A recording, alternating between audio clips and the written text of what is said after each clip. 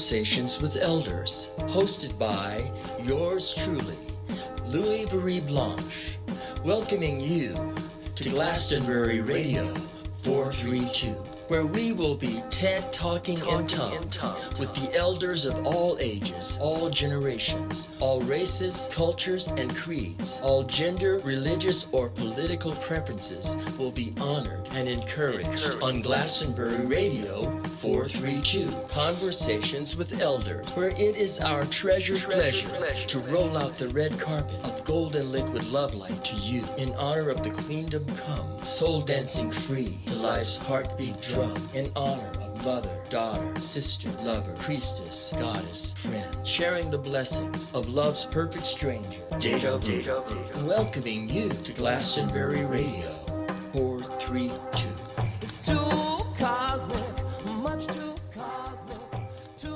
cosmic for me. Much too cosmic. Aloha, hola, aho, hello. This is Conversations with Elders, and we are continuing with The Garden of a Desert Rose, being read by my beloved Deborah L. Kelley. And this is chapter 11, which is entitled Walking Trees. And I will read the brief quote leading into this chapter. He took the blind man by the hand and led him outside the village. When he had spit on the man's eyes and put his hands on him, Jesus asked, "Do you see anything?" He looked up and said, "I see people. They look like trees walking around." Mark 8:23 through 24. Elizabeth seemed lost in her own little world. She was shaking the Christmas packages and then listening to each one, hoping it would speak its contents to her. The gift piles had grown considerably. Lenny bent down and examined them closer. She counted at least 10 new boxes. Their father's sudden generosity helped to soothe some of the sting of his no-show. She walked to the kitchen, repeating her new mantra, "I'll think the best, I'll think the best." "You think what's best?" Mac asked. "Miss Tallulah," she said, trying not to mention his father. "I'm doing my best to think the best of her." Lenny needed to fix a quick meal for supper. She decided on a good old-fashioned breakfast, Mac's favorite. She made canned biscuits, eggs, bacon, and buttered grits. After dinner, she didn't feel like dressing up. Instead, she felt a need to slip into her new bright orange sweatpants and sweatshirt. Dawn had warned her due to all the lights on the living Christmas tree, the heat in the church would be turned off. Lenny decided to also wear her long coat and tennis shoes. She told the children to dress in their warmest clothing. While waiting on the children to change, she made herself some hot tea. At the kitchen table, she picked up one of her favorite books, Khalil Gibran's The Prophet. On Joy and Sorrow was her favorite chapter. Lenny felt the need to read it again because it seemed as though the last 2 days overflowed with both. A verse jumped out at her. "And is not the lute that soothes your spirit the very wood that was hollowed with knives?"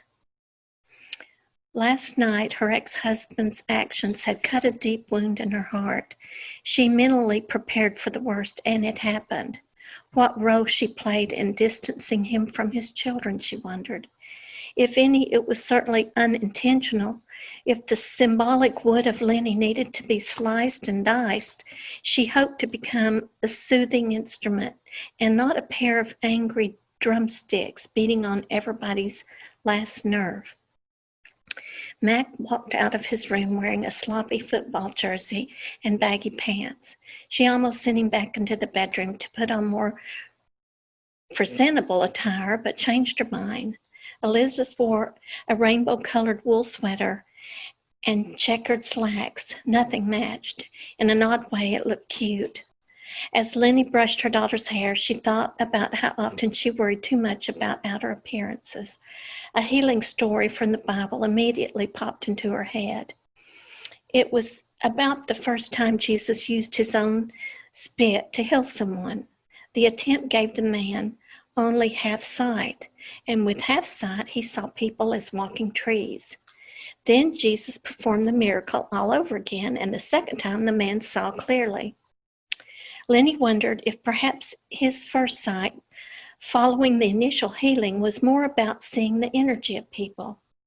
Maybe they looked taller with long tentacles of light, like an aura. And just maybe, Lenny thought, that's how spirits see human beings, like the blind man with half sight.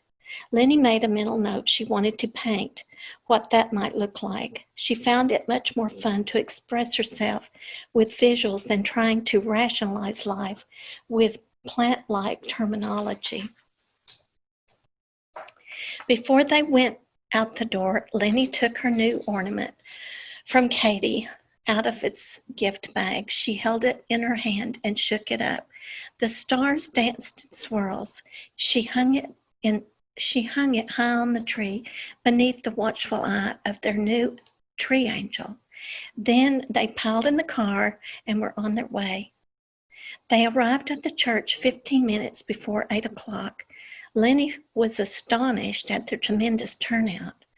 The church was a large red brick building with steep concrete steps and large white columns holding up the overhanging roof. Although this was one of the largest churches in the area, it appeared to be overflowing with a sea of people. Several friendly volunteers were busy accommodating late arrivals in metal chairs, 3 rows deep behind the last pew. The church windows were all open, as Dawn had warned. Lenny and the children kept their coats buttoned up. Chatter and movement filled the air with excited anticipation. As soon as the lights were turned off, Lenny's eyes started tearing up. A sudden and unexpected cold wave of regret and self-criticism seemed to come out of nowhere. It felt heavy, like a hope against hope of having a different past. She kept thinking about the half-healed blind man. Squeezing her eyes shut, she silently prayed for the power, determination, and will she would need to finish the inner healing she knew she had just begun. Trying to bulldoze these stubborn thoughts out of her head wasn't working. She silently prayed for clear eyes and a second round of healing. The deeply fragrant greenery of the living Christmas tree gave her the sensation of being in a pine forest. There were so many evergreen branches, the choir was almost completely hidden. She could hear them climbing what must have been a wooden structure. Everyone grew silent as they marched onto the stage one by one. The music told the story of the birth of Jesus. Each song was orchestrated with brilliant flashes of white lights, as well as every color in the rainbow. Elizabeth had trouble seeing some of the scenes, so Lenny lifted her up on her lap. The evergreen scent, the music, the chilly air, and the wonderful orchestra were pure holiday magic. Lenny felt she must have been hiding behind heaven's door when the gift of song was handed out. Although she loved music, she couldn't sing a note. In junior high, she had tried to join the school choir. Her best friend at the time had talked her into going with her to tryouts. Lenny figured she could slide in unnoticed because, after all, a choir was just people singing in a large group. But that didn't happen. One by one, each of the students were asked to stand up and sing a song of his own choosing. "You rat," Lenny had exclaimed to her friend. "What the heck have you gotten me into?" Before her friend could answer, the choir teacher heard them talking. "Okay," the teacher said sternly, "since you two can't remain quiet, you're next." The teacher pointed her finger at Lenny. Lenny wanted to run out the door, but she was sitting by a really cute boy. "Who, me?" Lenny asked. "Yes, you," the teacher scolded. Lenny hadn't known what to do. The only songs she knew were the words to her Beatles songs. This is so true. Lenny gave her friend a mean look. Then she walked to the front of the class. She sang the first thing that came to her mind.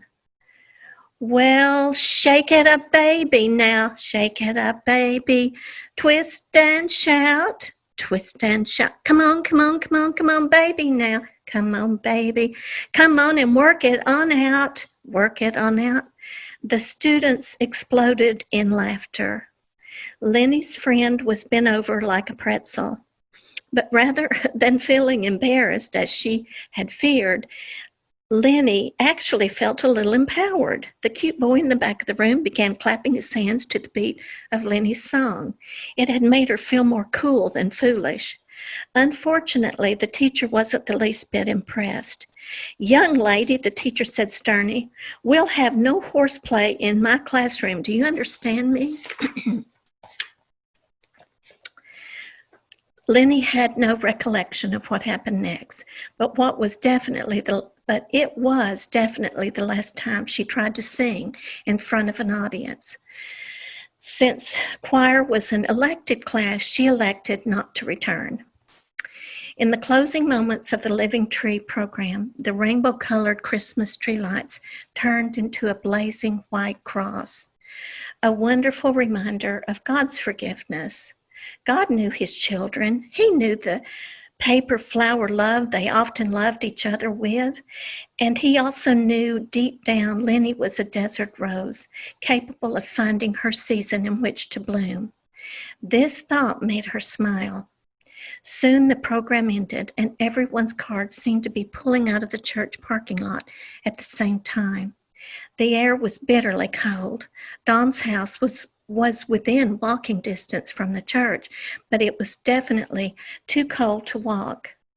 Walking trees and singing trees filled Lenny's thoughts as she drove the few blocks to Dawn's house. Within minutes, she and the children were busy unloading the car and carrying in an armload of gifts. I still can't sing, can I, sweetheart? All that matters is that it comes from your heart. Well, what's very interesting is I was just looking at a Paul McCartney interview on Steve Colbert's show. And Steve and Colbert asked him what songs he would say that weren't written by the Beatles were his favorites. And he said Twist and Shout. Really? Oh, wow. That song is written by the Isley Brothers. He spoke of how the Beatles at first were doing mostly American music. Again, ironically, that was... of course, I loved all the Beatles, one at a time. Maybe that's why I have so many husbands. But anyway, ex-husbands, just one beloved. But I have told my children, and I hope they remember, that I want people to celebrate my life when I've crossed over, and I want that song to be played as loud as possible. Yes, and everybody better be dancing because I didn't sit by the sidelines when the song started. I danced. I've danced so often, and you and I have danced some sweet, sweet songs and have wonderful memories dancing. So you know,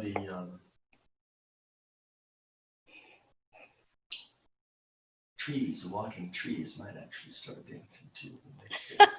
Well, I've hugged enough of them, as you have too. We're from the 60s. We're tree hugger hippies from the 60s.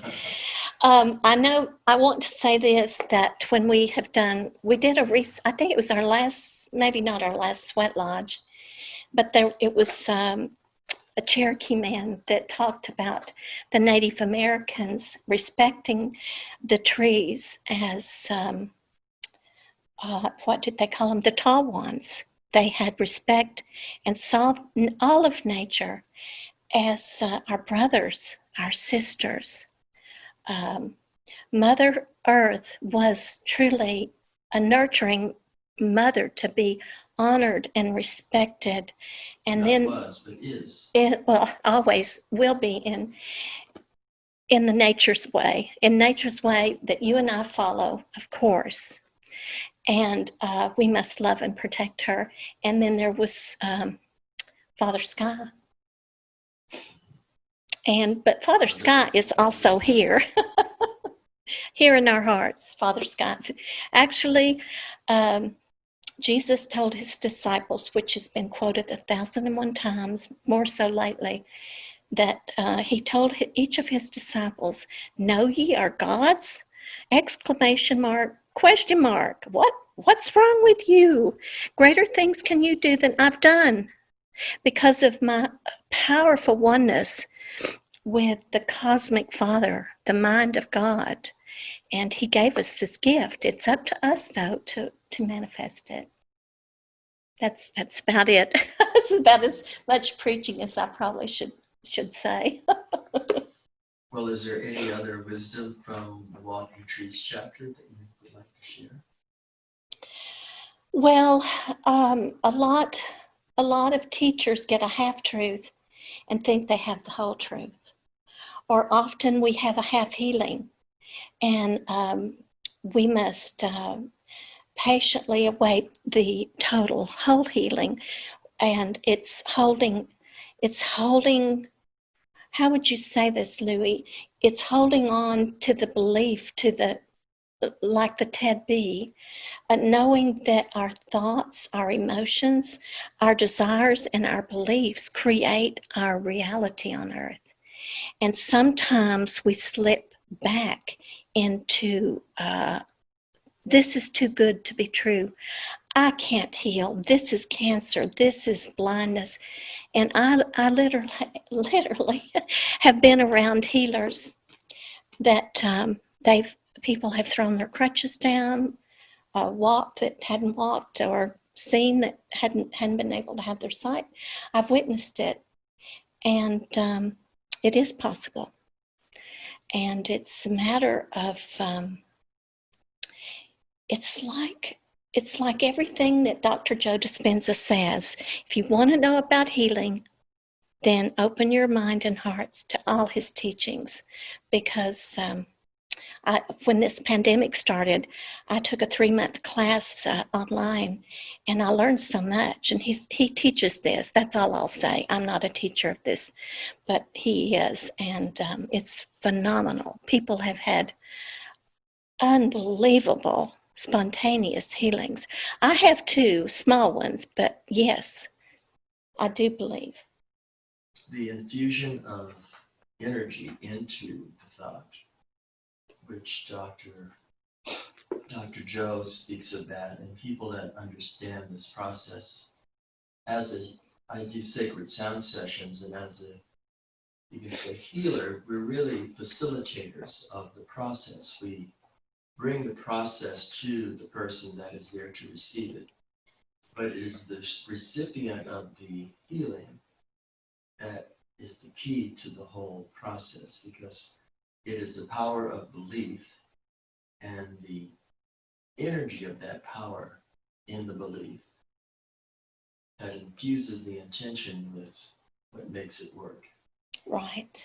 And it's, I'm using, in my work, I use tuning forks. And I've had, my youngest client is 3 years old, my oldest is 93.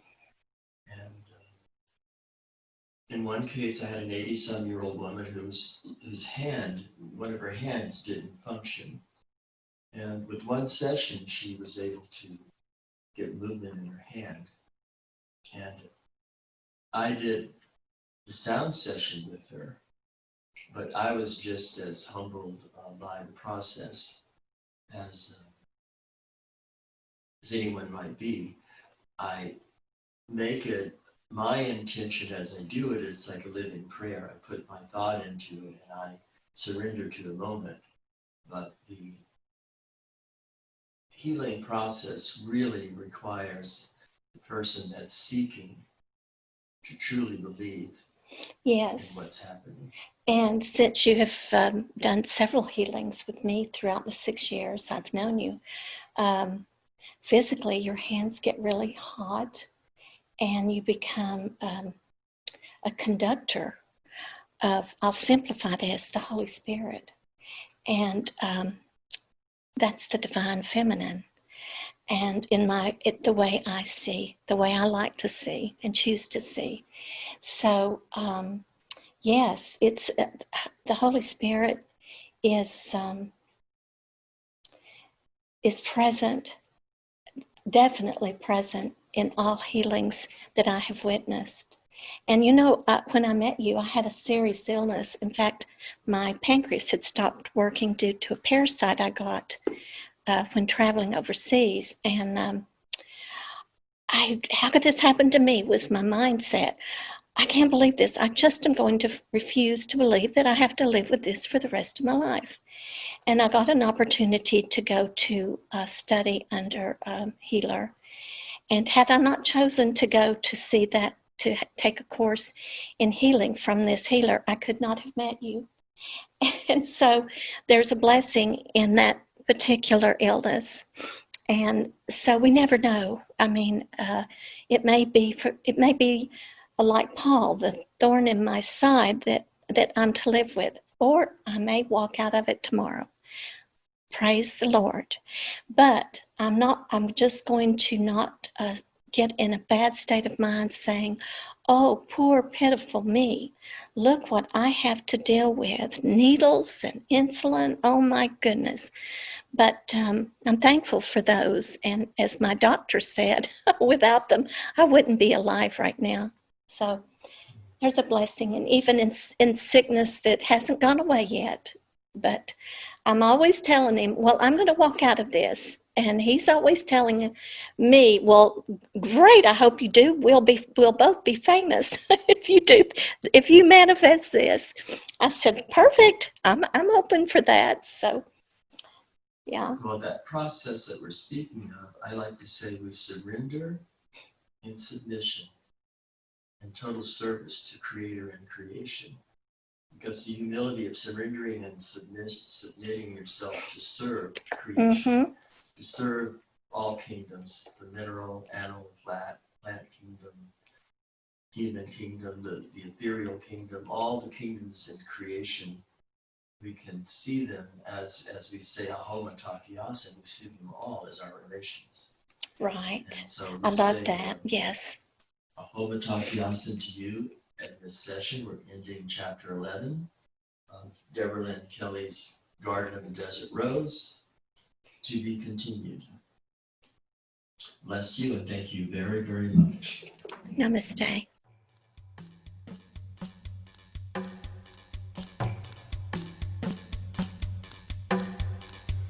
Well, that's it for Here and Now. But until we meet again, this has been Louis Marie Blanche thanking you for listening to Conversations with Elders on Glastonbury Radio 432. Bless you. Quantum physics in the kitchen sink, the energy that follows the thoughts you think. Quantum physics and the cosmic sea, laws of nature too heavy for me. It's too cosmic, much too cosmic for me.